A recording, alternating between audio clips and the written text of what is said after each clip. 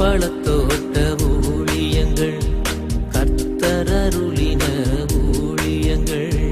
திராட்சை பழத்தோட்ட ஊழியங்கள், கர்த்தரருளின ஊழியங்கள். அவரில் இழைத்திருந்து கனி கொடுப்போம், கர்த்தர் வாய்க்க செய்வார்.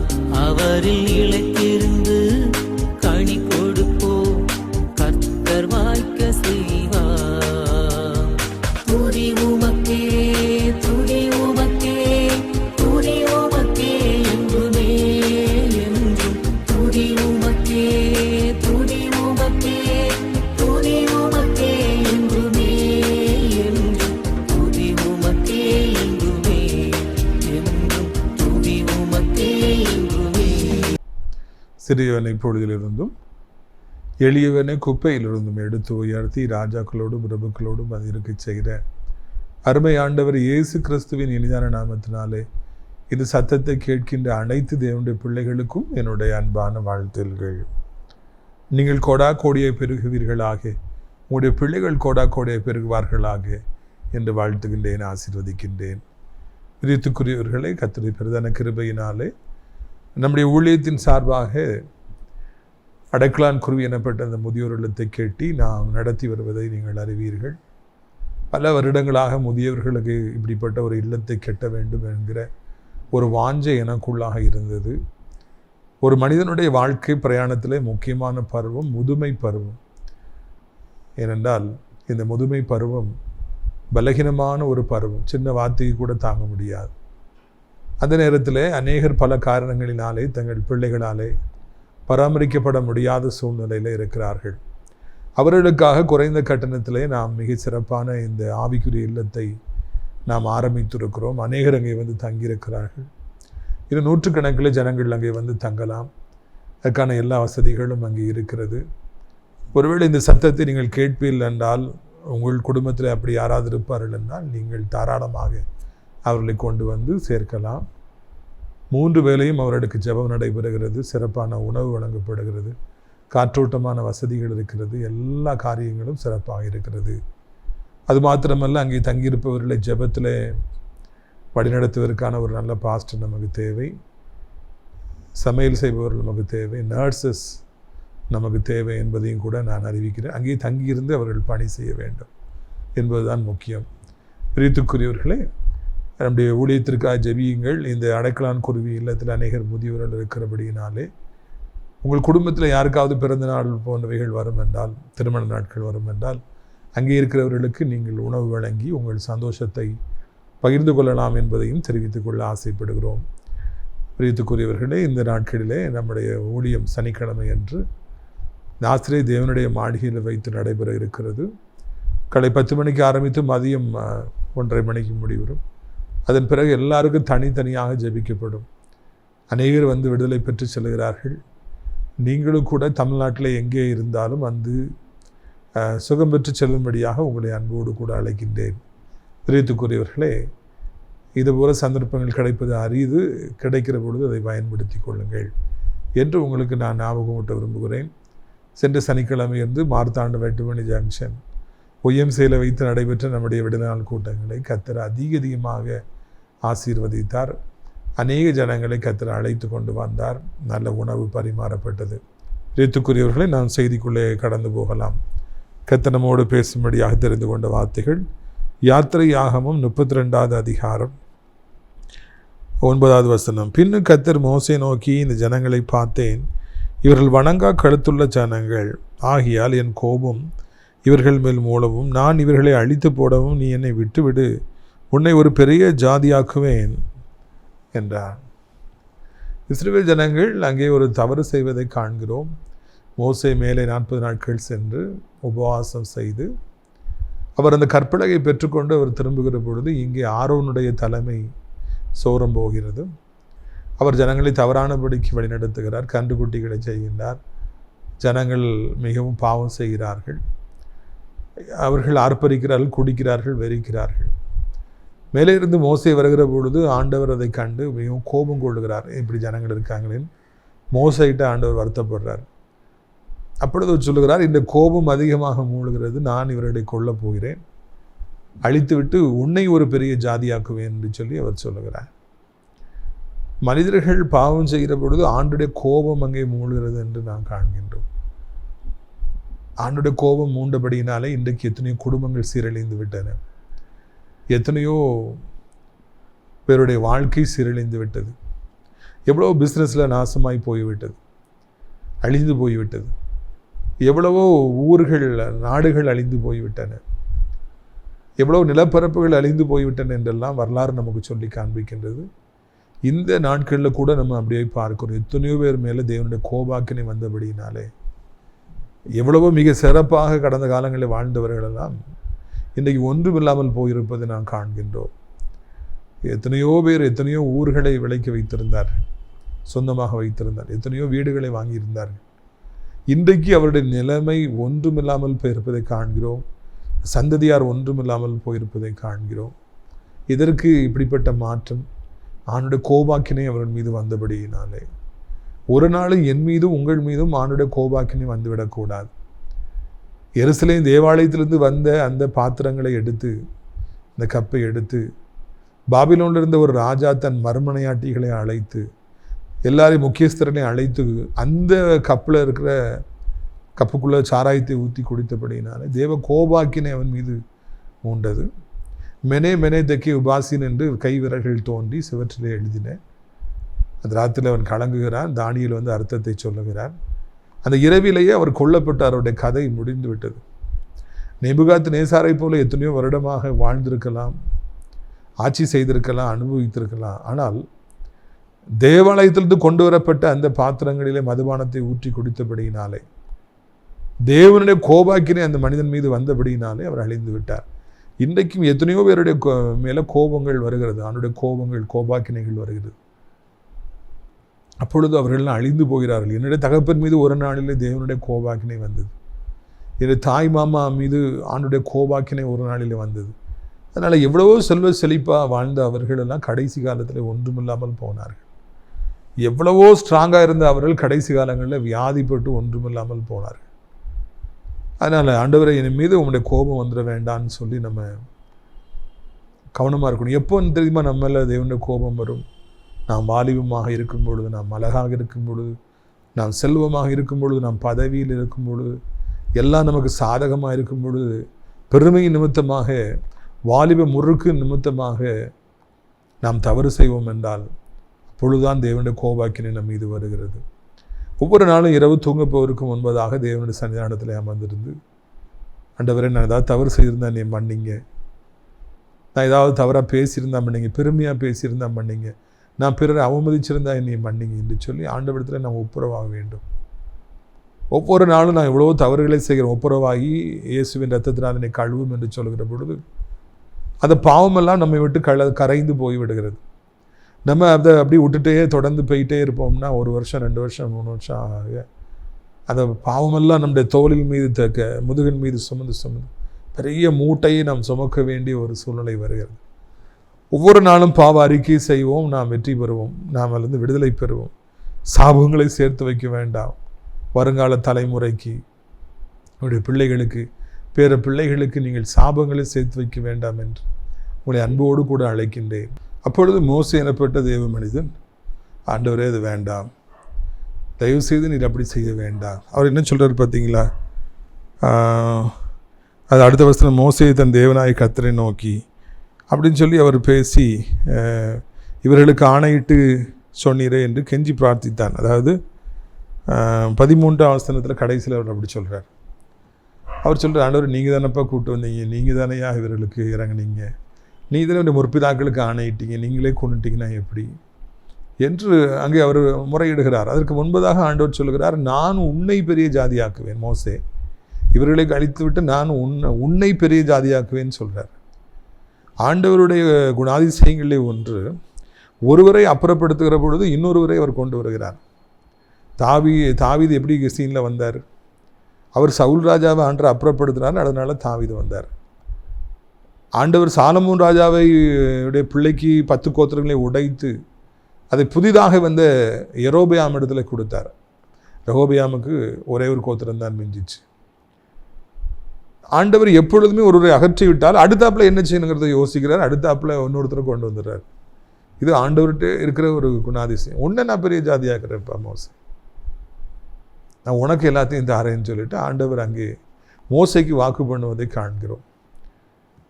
அப்படி என்றால் ஒருவரை ஆண்டவர் கீழே தழுகிற பொழுது அங்கே இன்னொருத்தருக்கு ஒரு வாழ்வு கிடைக்கிறது. ஆண்டவருடைய கரம் இந்த பூமியிலேயே அநேகரை இன்றைக்கு உயர்த்திருக்கிறது என்றால் அதற்கு முன்பதாக இருந்தவர்கள் தகுதியற்றவர்களாய் போனார்கள். இன்றைக்கி நிறைய பேர் மேலே இருக்காங்க. எதுக்காக இருக்காங்கன்னா அவங்களுடைய நீதியினாலே அல்ல, அவங்களுடைய திறமையினாலே அல்ல, அவங்களுடைய வாய் சாதுரியத்தினாலே அல்ல, உழைப்பினாலே அல்ல, இன்னொருவர் அதுக்கு தகுதி இல்லாமல் போனபடியினால்தான் இன்றைக்கு ஆண்டவர் இவரை உயர்த்தியிருக்கிறார், இவர்களை உயர்த்தியிருக்கிறார். ஆனால் என்னை ஊழியத்திற்கு கொண்டு வந்திருக்கிறார் என்றால் அதற்கு முன்பதாக இருந்தவர்கள் ஒரு வேலை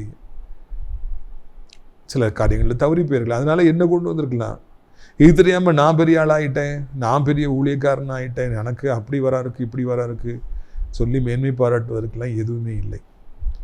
ஆண்டவர் எப்பொழுதுமே ஒரு தள்ளிட்டேன்னா அடுத்தால தூக்கணும், மேலே வயது கொண்டு வரணும்னு நினைக்கிறாரு.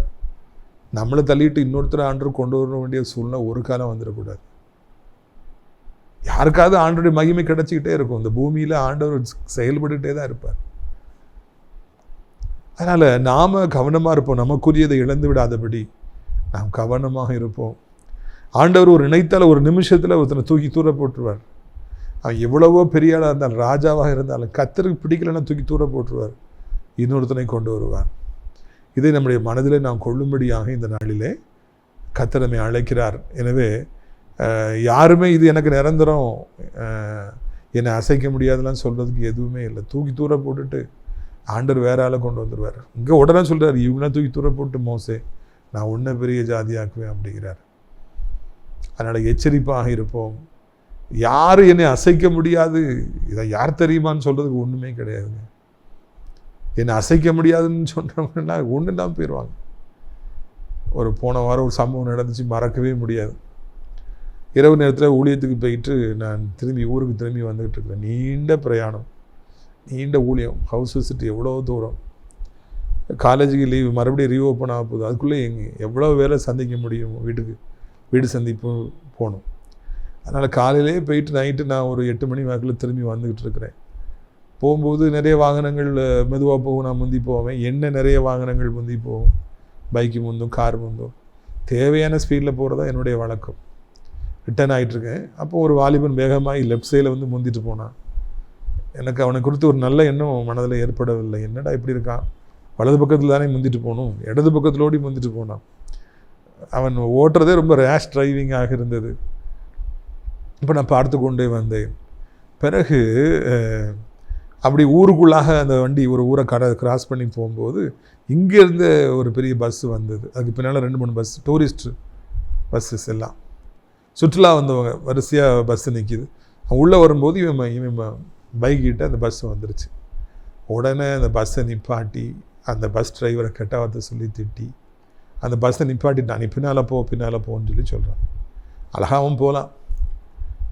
இதில் முன்னால் ஒரு 100 பஸ்ஸு, இந்த சண்டையில், இவன் போடுற சண்டையில் முன்னால் 100 வாகனம் நிற்கிது, பின்னால் நாங்கள்லாம் 100 வாகனம் நிற்கிறோம். கெட்ட வார்த்தை சொல்லி ஆட்கள் கூட அவனுக்கு கெட்ட வார்த்தைகள் அதிகமாக வருகிறது. அந்த டிரைவருக்கு கொஞ்சம் வயசு ஜாஸ்தியாக இருக்கும், மரியாதை தெரியாமல் வாப்போன்னு பேசி கெட்ட வார்த்தை சொல்லி வண்டியை எடுத்துலாம் எடுக்கியா இல்லையா அவனுக்கு சப்போர்ட்டாங்க 2-3 பேர். நிறைய பேர் போட்டுங்கிறாங்க. பிறகு அந்த டிரைவர் பயந்து வண்டியை பின்னால் எடுத்தார். ஒரு பெருமையோடு கூட பார்த்து கொண்டு அது பிறகு அவன் அந்த பைக் எடுத்துகிட்டு போனான். எனக்கு ரொம்ப வேதனையாக இருந்தது, இந்த தலைமுறை இப்படி இருக்கிறது என்று சொல்லி. ஐயா, இன்றைக்கி வாலிபம் இருக்கலாம், வாலிபம் முறுக்கு இருக்கலாம், அடிச்சிடுவேன் குத்திடுவேன்னு சொல்லலாம், கெட்ட வார்த்தை பேசலாம். ஆனால் ஆண்டவர் நினைப்பார் என்றால், பார்ப்பார் என்றால், கோபம் கொள்ளுவார் என்றால், அவனுடைய கோபாக்கினை வரும் என்றால் ஒரு நிமிடம் யாரால் நிற்க முடியுமா? நிறைய பேர் இது போல் இந்த வாலிபனை போல் அடிச்சிடுவேன், வெட்டிடுவேன், குத்திடுவேன்னு சொல்லி நிற்கிறாங்க. ஆனால் ஒரு நாளில் அவர்கள் மேலே தேவனுடைய கோபாக்கினை வரும் என்றால் ஆண்டவர் அவர்களை உடனே எடுத்துட்டு வேற யாரையோ கொண்டு வருவார். தேவனுடைய சாயலை படைக்கப்பட்ட மக்களெல்லாம் இன்றைக்கு இப்படியாக பயங்கரமாக கெட்ட வார்த்தை பேசுகிறவர்களாக, பிறரை அவமதிக்கிறவர்களாக, பயங்காட்டுகிறவர்களாக, அப்படி பண்ணிடுவேன் இப்படி பண்ணிடுவேன்னு சொல்கிறவர்களாக இருக்காங்க. நம்ம நாடு அப்படிப்பட்டவர்களாலே நிறைஞ்சிக்கிட்டு இருக்குது. அது மிக வேதனைக்குரிய காரியம். ஆண்டோட கோபாக்கினை வருவதற்கு முன்பு அப்படிப்பட்டவர்கள் மனம் திரும்புவார்கள் என்றால் நல்லது. தங்களை திருத்திக் கொள்வார்கள் என்றால் நல்லது. ஆனால் பயங்கர காரியங்களை செய்வதில் பெருமை அடைவார்கள் என்றால் அது அழிவையே கொண்டு வரும். நான் அன்றைக்கு வேதனையோடு கூட என் வீட்டுக்கு வந்து படுத்தேன். அந்த வாலிபனை நினைத்து நான் வருந்தினேன். இல்லை என்ன பெருமை இருக்கிறது? வயசில் கூடின ஒரு ஆள், அப்பா அம்மா இருக்கிற ஆளை கட்டா வச்சு திட்டுறதுல, பின்னால் போக வச்சதில் என்ன கிடைத்தது? ஒன்றும் கிடைக்கவில்லை. பிரியத்துக்குரியவர்களே, இந்த மாதிரி ஒரு சூழ்நிலை வருது. இந்த மாதிரி மக்கள் இருக்காங்கன்னு சொல்லிட்டு மோசையை பார்த்து சொல்கிறார், அவங்கள கொண்டுடுறேன், எல்லாத்தையும் அழிச்சிடுறேன், ஒன்றை பெரிய ஜாதியாக்குறேன்ப்பான்னு ஆண்டவர் சொல்கிறார். நாம் கர்த்தருக்கு பிரியமாக இருந்தால் நம்மையும் கூட ஆண்டவர் பெரிய ஜாதியாக்குவார், நம்மையும் கூட ஆசீர்வதிப்பார் என்பதில் என்ன சந்தேகம்? கர்த்தருக்கு பிரியமாக இருந்து பாருங்கள், ஊழியம் செஞ்சு பாருங்கள், உங்களையும் ஆண்டவர் ஆசீர்வதிப்பார். இதுக்குரியவர்களே, மோசே உடனே கிடைச்சிக்கிற சந்தர்ப்பம் நம்மளை ஆண்டவர் பெரிய ஆளாக்க போகிறாரான்னு சொல்லிட்டு அவர் சந்தோஷப்படலை. அதை உடனே அப்படியே பிடிச்சிக்கிடலை, அப்படி பிடிச்சிட்டு கேட்கல, மாற வேண்டாம்ப்பா, அவங்களுக்கு நீங்கள் அழிச்சிடாதீங்க, அவங்க மேலே நீங்கள் கோவப்படாதீங்க. அவர் அங்கே கெஞ்சுகிறார், இரக்கம் கேட்டு கெஞ்சுகிறார். ஜனங்கள் நீங்கள் அழிச்சிட வேண்டாம், அவங்க பொறுப்பிதாக்களுக்கு நீங்கள் அப்படி சொன்னீங்க இல்லையா, எல்லாரும் கேவலமாக பேசிடுவாங்க இல்லையா, வேண்டாம்ப்பா, நீங்கள் அழித்து விட வேண்டாம். அங்கே மோசே ஆண்டவரிடத்தில் திறப்பில் நின்று மன்றாடுகிறார், வேண்டாம், அப்படி பண்ணிடாதீங்க, கோவப்பட்டுறாதீங்க. தனக்கு ஒரு பெரிய ஒரு வாய்ப்பு கிடைத்திருக்கிறது. தன்னை ஆண்டவர் மிகப்பெரிய ஜாதியாக்க போகிறார். யார் வேண்டான்னு சொல்லுவாங்க?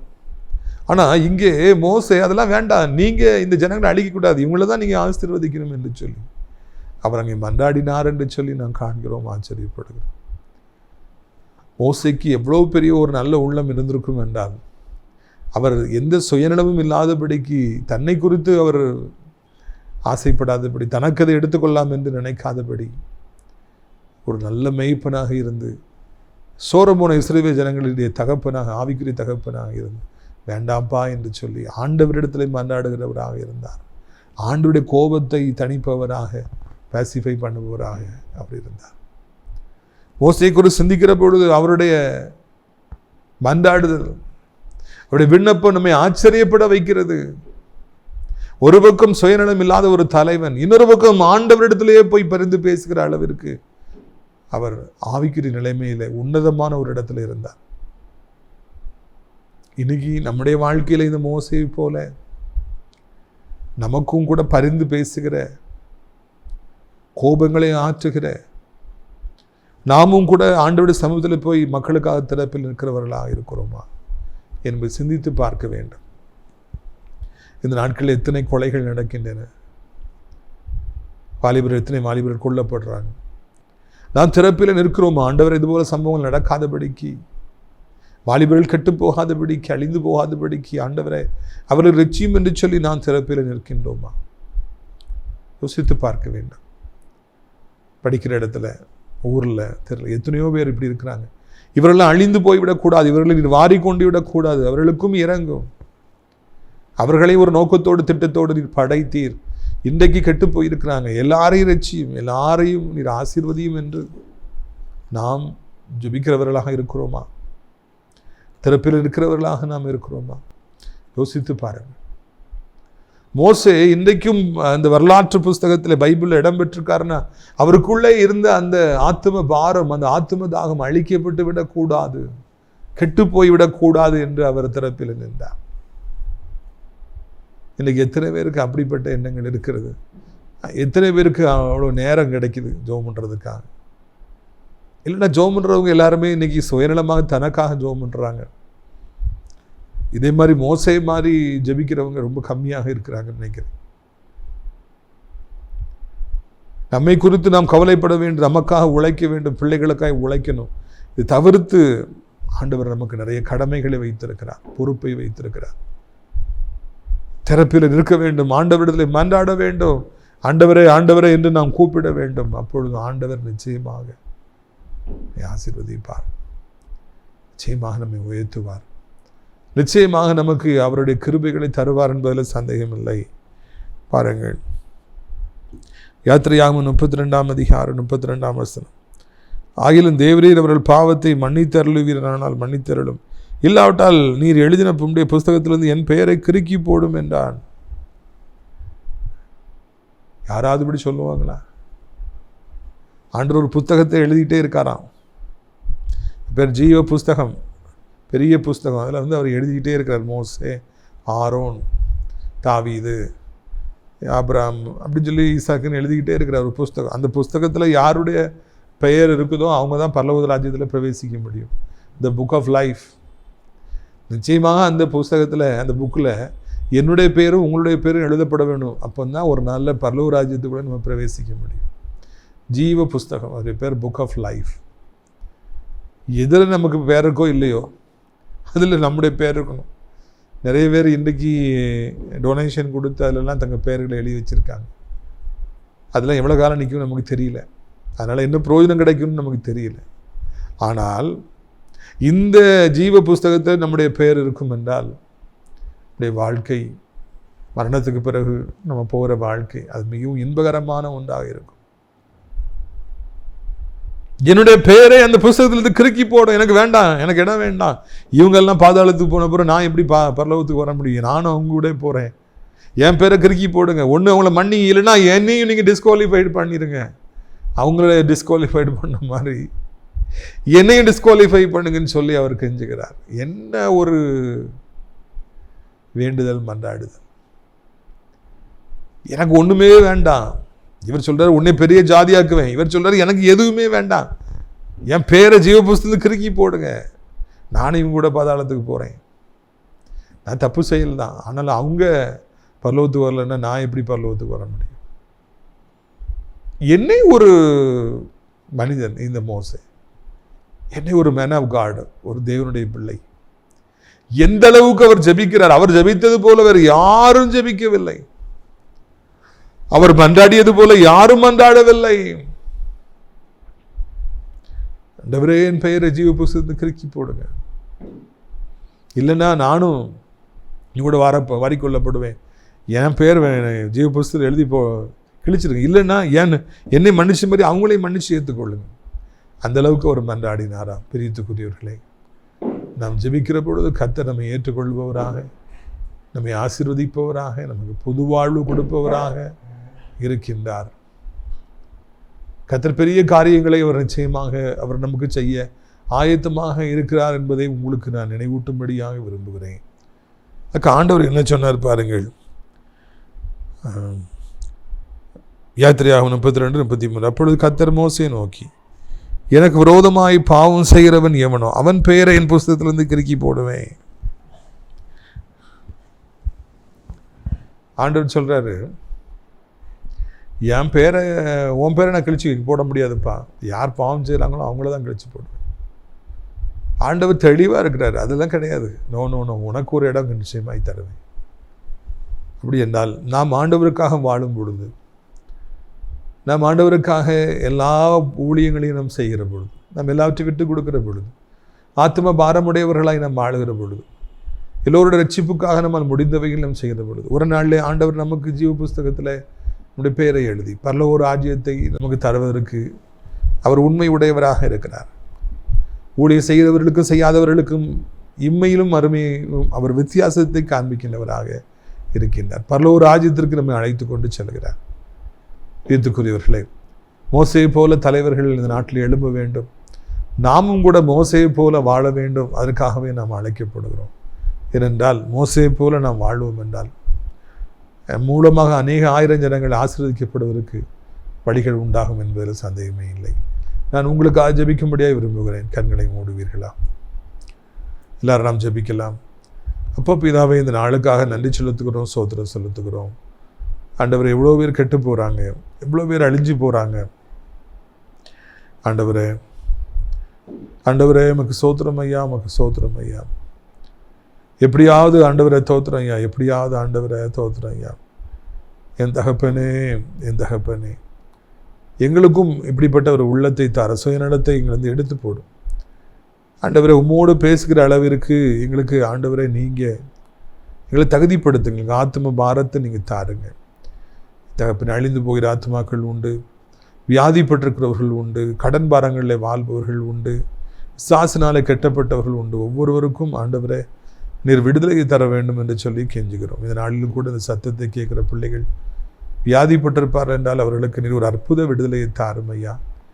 எந்த ஊரில் இருந்தாலும் சரி, எந்த ஹாஸ்பிட்டலில் இருந்தாலும் சரி, ஆண்டவரே அவர்களுக்கு உதவி செய்யும். எலும்பு முறிவு ஏற்பட்டிருக்கலாம், மிகப்பெரிய மரண வியாதிகள் அவர்களை பிடித்திருக்கலாம். இப்போ என்ன நேரத்தில் அவங்க இருந்தாலும் ஐசியூவில் இருந்தால் கூட நீர் அவர்கள் சுகத்தை தார். காயப்பட்ட அந்த இடங்களை நீர் ஆற்றுவீராக, புண்களை ஆண்டவர் துடைப்பீராக. எசப்பா நீங்கள் விடுதலை கொடுப்பீராக என்று நாங்கள் கெஞ்சுக்கிறோம் ஐயா. இது அருமையான நாளிலும் கூட பிள்ளைகள் என்ன நிலைமையில் இருந்தாலும் அவர்களுக்கு நீங்கள் உதவி செய்யுங்க. எந்த நிலைமையில் இருந்தாலும் அவர்களை நீர் ஆசீர்வதிங்க. அவருடைய வாழ்க்கையை மாற்றுங்கப்பா. ஓரா பா கபால சந்தோருனியா கபால கரா. ஆண்டவரே சோதரம் ஐயா, எத்தனையோ வருடமாக இருக்கிற பலகீனங்கள் நீங்கி போக, வேதனை நீங்க, செயல்படாத அவயங்கள் செயல்பட, சுகமான வாழ்க்கை உண்டாக நாங்கள் கெஞ்சுகிறோம். அதை போலவே ஆண்டவரே, பண பிரச்சனைகள் நெருக்கடிகள் இருக்கிறவருடைய எவ்வளோ பேர் உண்டு. பலவிதமான கடன்களை வாங்கி அந்த கடன்கள் வட்டிகளாய் மாறி நெறிக்கிறபடியினால் என்ன செய்யணும்னு சொல்லி தெரியாமல் தவிக்கிறவங்க உண்டு. ஒவ்வொருவருக்கும் கர்த்தாவே நீங்கள் உதவி செய்யுங்க. ஒவ்வொருவரையும் நீங்கள் ஆற்றுங்க, தேற்றுங்க, அரவணைத்து கொள்ளுங்க ஐயா. இது அருமையான நாளிலும் கூட கர்த்தாவே சோத்திரம் ஐயா. ஏசப்பா நம்முடைய பிள்ளைகளுக்காக கண்ணீரோடு மன்றாடுகிறோம். எப்படியாவது கர்த்தர் மனம் இறங்குங்க. 12th முடித்து காலேஜுக்கு போகிற பிள்ளைகளுக்கு நல்ல காலேஜை காண்பீங்க. ஃபீஸ் கட்டுவதற்கு தேவையான பலனை நீங்கள் தாருங்கன்னு நாங்கள் கெஞ்சுகிறோம். அப்படியே ஆண்டவரை சோத்திரம் ஐயா. இன்னுமாக பல மக்கள் ராஜா இன்றைக்கி நெருக்கத்தின் மத்தியில் இருக்கிறாங்க ராஜா. பண நெருக்கடியில் இருக்கிறாங்க, வருமானம் இல்லாமல் இருக்கிறாங்க, சொந்த வீடு இல்லாமல் இருக்கிறாங்க, தேவையின் மத்தியில் இருக்கிறாங்க, என்ன செய்யணும்னு சொல்லி தெரியாமல் நிற்கிறவங்க நிற்கிறாங்க. ஒவ்வொருக்கும் நீங்கள் உதவி செய்யுங்க ஆண்டவரே. வாழை பிள்ளைகளுக்கு ஜெபிக்கிறோம். போதைக்கு அடிமைப்பட்ட பிள்ளைகள், செல்ஃபோனுக்கு அடிமைப்பட்ட பிள்ளைகள், அவர்களெல்லாம் நீங்கள் சந்திக்க வேண்டும் என்று சொல்லி நாங்கள் கெஞ்சுகிறோம். அதை போலவே ஆண்டவரை சோத்திரம் ஐயா. ஆண்டவரே தகப்பனே சோத்திரம். வயதானவர்களுக்காக ஜெபிக்கிறோம். கீழே விழுந்து விடாதபடி, எலும்புகள் முறிந்து விடாதபடி கர்த்தாவே நீங்கள் காத்துக்கொள்ள வேண்டும் என்று சொல்லி கெஞ்சுகிறோம். வல்லமை ஒவ்வொருவருக்கும் போதுமானதாக இருக்கட்டும். ஆண்டவர் ஆசீர்வதியும். அனைத்து நாடுகளையும் ஆசீர்வதியும். எங்கள் தாய் திருநாடாக இந்தியாவை ஆசீர்வதியும். தமிழ்நாட்டை ஆசீர்வதியும். அனைத்து மதத்தவர்களையும் ஆசீர்வதியும். ஆண்டவரே அனைத்து தேவனுடைய பிள்ளைகள், ஆலயங்கள், திருச்சபைகள், ஊழியக்காரர்கள் எல்லாரையும் ஆசீர்வதியும். நாஸ்திரை திராட்சை பழத்தோட்ட ஊழியர்களை நேசிக்கிற, நாள்தோறும் நம்முடைய நிகழ்ச்சிகளை பார்க்கிற, ஜெபிக்கிற, தாங்குகிற நல்ல உள்ளம் படைத்தவர்கள் ஒவ்வொருவரையும் ஆசீர்வதி. ஆசிரியர் அடைக்கலான் குருவி ஆவிக்குரிய முதியோர் தங்க அநேக மக்களை அழைத்து கொண்டு வாரும். வேலை செய்யும் மக்களை அழைத்து கொண்டு வாரும். கர்த்தர் மகிமைப்படும். இயேசுவின் மூலம் ஜெபிக்கிறோம் நல்ல பிதாவே, ஆமென். என் ஆத்துமாவை கர்த்தரை சோத்திரி, என் முழு உள்ளமே அவருடைய பரிசுத்த நாமத்தை சோத்திரி. என் ஆத்துமாவை கர்த்தரை சோத்திரி, அவர் செய்த சகல உபகாரங்களை ஒருபொழுதும் மறவாதே, ஆமென். நம்முடைய கர்த்தராகிய இயேசு கிறிஸ்துவின் கிருபையும் பிதாவாகிய தேவனுடைய அன்பும் பரிசுத்தாடி அந்யோன்யைக்கமில்லாத பிரசன்னம் நம் அனைவரோட இன்றைக்கு சதா காலங்களிலும் நிலைத்திருப்பதாக. அல்லேலூயா, அல்லேலூயா. God bless you. பலர் சபித்து என்னை தூற்றும் போதெல்லாம் என்னை ஆசீர்வதித்து உயர்த்தி மகிழ்ந்தீரே. பலர் சபித்து என்னை தூற்றும் போதெல்லாம் என்னை ஆசீர்வதித்து உயர்த்தி மகிழ்ந்தீரே. உள்ளத்துக்குள் என்னை வரைந்தீரே. இதற்கு ஈடு என்ன தருவேனா? என் உள்ளத்துக்குள் என்னை வரைந்தீரே. இதற்கு ஈடு என்ன தருவேனா? எத்தனை அன்பு என் மேல், எத்தனை பாசம் என் மேல், எத்தனை அன்பு என் மேல், எத்தனை பாசம் என் மேல். இதற்கு ஈடு என்ன தருவேனா? இதற்கு ஈடு என்ன தருவேனா? இதற்கு ஈடு என்ன தருவேனா? இதற்கு ஈடு என்ன தருவேனா? தனிமையின் பாதையில் தகப்பனே உம் தோளில் சுமந்ததை நான் மறப்பேனோ? சுமந்ததை நான் மறப்பேனோ? தனிமையின் பாதையில் தகப்பனே உம் தோளில் சுமந்ததை நான் மறப்பேனோ? சுமந்ததை நான் மறப்பேனோ? ஹல்லேலூயா.